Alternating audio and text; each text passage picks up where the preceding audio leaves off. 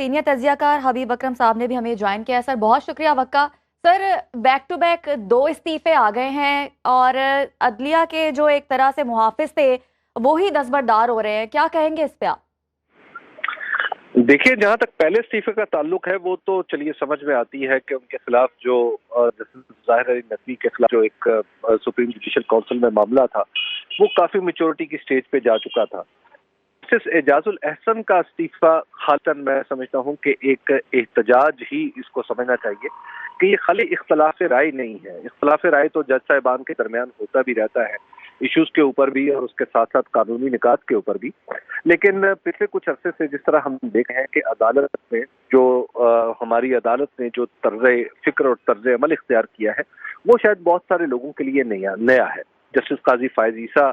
खुद जिस अंदाज से अदालत कंडक्ट करते हैं उसमें बहुत सारे लोगों को ये लगता है कि शायद उन्होंने ऐसा पहले कभी नहीं देखा। तो और फिर जिस अंदाज से जस्टिस मुज़ाहिर अली नकवी साहब के खिलाफ तेजी से कार्रवाई हुई और फिर बहुत सारे फैसले जिस अंदाज में हुए उससे भी बहुत सारे सवालिया निशान जो थे वो पैदा हो रहे थे। तो ये जस्टिस एजाजुल एहसन का इस्तीफा जो है वो किसी इख्तलाफ तो अपनी जगह रहा है, होता ही है, लेकिन मुझे लगता है कि ये शायद किसी न किसी दर्जे में एहतजाज है। तो इसका जो जस्टिस एजाजुल एहसन का जो इस्तीफा है इसने की अदलिया के बारे में बहुत सारी जो तफक्कुरात हैं नए वो पैदा कर दिए हैं कि कहीं खुदा न खास्ता ऐसा तो नहीं कि अदलिया में जो चूंकि हर जज एक इकाई होता है, यानी हर जज अपनी जगह एक मुकम्मल सुप्रीम कोर्ट होता है, उसको देखना और एक सुप्रीम कोर्ट का जज खुद को इस तरह अलग कर ले और ये समझे कि जनाब यानी यहाँ पे काम करना मुमकिन नहीं रहा। तो मेरा ख्याल है कि इस हवाले से अदलिया को मजमूई तौर पर सोचना पड़ेगा। ठीक है हबीब अकरम साहब, इसके अलावा ये भी फरमाइएगा कि जिस तरह से पहले भी आवाजें उठ रही थी कि बेंचेस में कुछ मखसूस जजेस हैं उनको शामिल नहीं किया जाता अहम केसेस से, तो जुडिशरी में जो हम अब डिवीजन देख रहे हैं इस वक्त और निज़ाम अदल के लिए सुप्रीम कोर्ट की साख के लिए ये कितना नुकसानदेह है? देखिए, ये जब इस वक्त पाकिस्तान चूंकि बहरान दर बहरान में है, पाकिस्तान सियासी बहरान से भी गुजर रहा है, पाकिस्तान की मईशत भी की जो जमाम है वो भी किसी के हाथ में आती है, कभी आती है और कभी नहीं आती। और उसके साथ साथ फिर इसी से जुड़ा हुआ एक पाकिस्तान के अंदर एक लीगल क्राइसिस या एक ये भी मैं समझता हूँ कि कॉन्स्टिट्यूशनल सूरत हाल है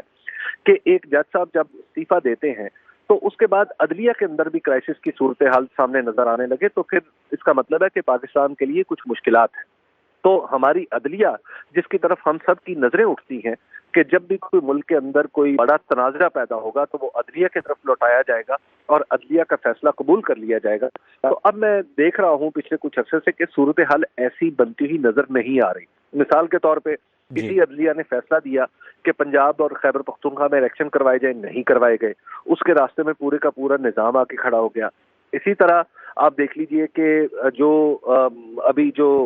मुख्तलिफ केसेस हैं खासतौर पर जिनका ताल्लुक पाकिस्तान तहरीक इंसाफ से है, उनकी समाअत कैसे होती है और उनके फैसले कैसे आ रहे हैं। तो ये एक ऐसी चीजें हैं जो पॉलिटिकल क्राइसिस में तो इजाफा करती चली जा रही हैं और किसी न किसी दर्जे में ये क्राइसिस अब अदलिया के दरवाजे तक भी पहुंच चुका है। तो ऐसी सूरत में जो बात हम उस वक्त जस्टिस उमर अता बंदियाल साहब के बारे में किया करते थे कि इन्हें बड़ा बन के पूरी की पूरी अदलिया को साथ लेके चलना चाहिए, सूरत हाल मैं देख रहा हूँ कि शायद अब वक्त आ गया है कि हम वो दरखास्त जनाब अपने चीफ जस्टिस जनाब जस्टिस काजी फायज साहब से भी करें।